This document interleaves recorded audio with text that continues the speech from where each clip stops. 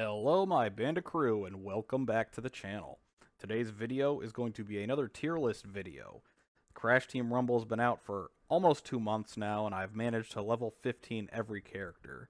So I know them all inside and out. So I decided I'm going to do a tier list for you, giving my rankings. If this is your first time coming to the channel, I release Crash Bandicoot content every weekend. We discuss lore, theories, news, we do game reviews, toy reviews, we do interviews, icebergs, pretty much anything and everything Crash Bandicoot related, we cover here. So if that sounds like something you might be interested in, maybe consider subscribing.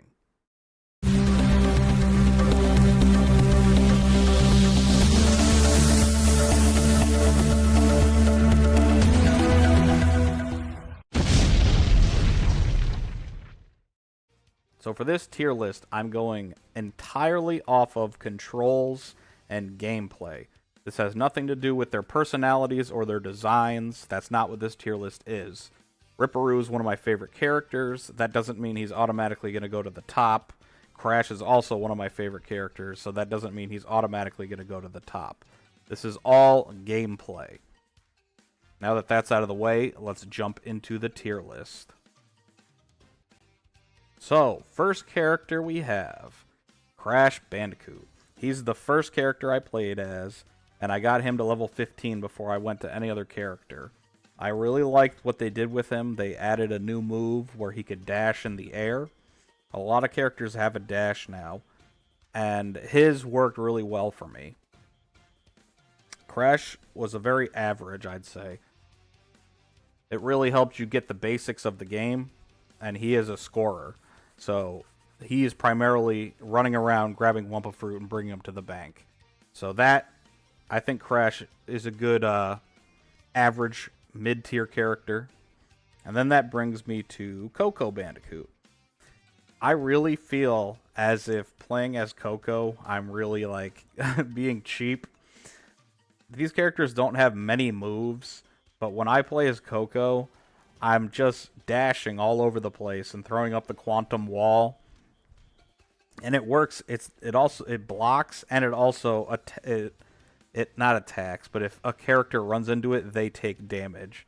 So it works as an offensive and a defensive a move, and I feel like it's really cheap. But when I play as her, that's what I do. I use the quantum wall a lot.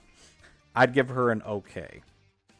She's fun to play as, but I wouldn't give her top tier.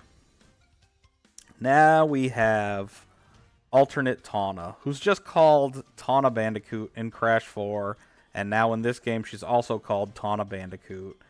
So I guess we should just start calling her Tawna and not alternate Tawna. But anyway, so Tawna Bandicoot. Her hook shot and pull, and she has the uppercut and the slam down.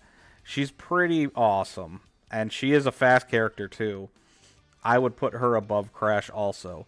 So it stinks. This is a Crash game, and both other Bandicoots are above him. But that's just how it ends up. Now we are going to CatBat.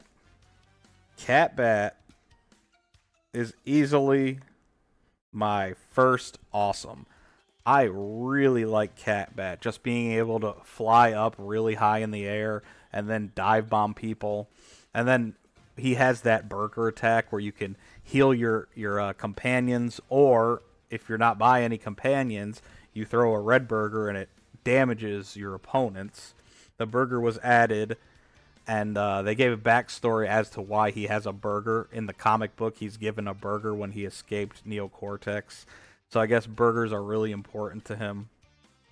But yeah, so CatBat easily gets an awesome in my opinion. And then we move on to Ripperoo. Ripperoo gets an okay.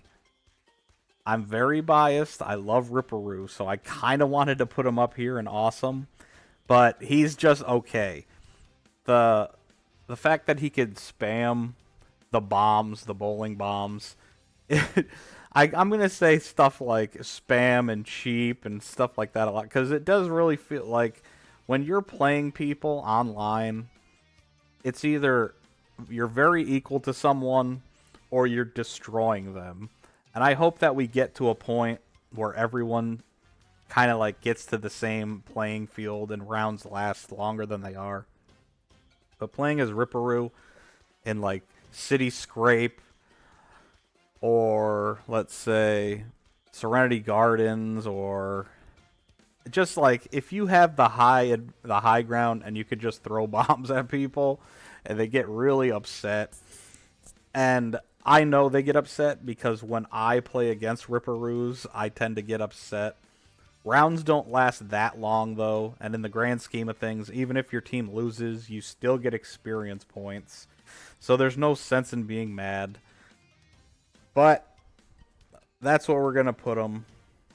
Ripperoo gets an okay. Then we move to Dr. Cortex. Dr. Cortex gets an average from me. His laser gun's really neat. And before I even played as him, and I saw that I had to do the Zookeeper challenge, which is turning every single opponent into an animal. I thought it was going to be really hard. But half the time, I'm doing it by accident when I'm as Cortex. Cortex, again, cheap. I keep saying cheap. When I play as Cortex, I kind of feel bad again. Because you can just zap people, change them into an animal, and then do the charge attack, and then they go flying, and it's auto-lock. Your weapon is auto-lock. So you could actually run away from someone and continue firing and sapping away their health. Cortex gets an average from me.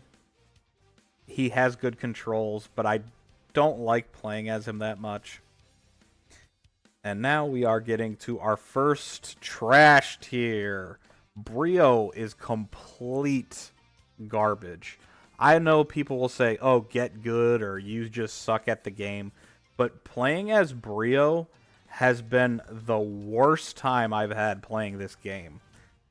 I level 15'd every character before I got to Brio. And even with the double experience weekend, getting him to level 15 was awful. We have all these new players coming in, right? Because of the free weekend or whatever. So we got a bunch of people coming in. Literally level 1s, 2s, and 3s are killing Brio. Brio has barely any attacks. You throw out the beakers to make the little blob monsters go around. Yeah, that's cool.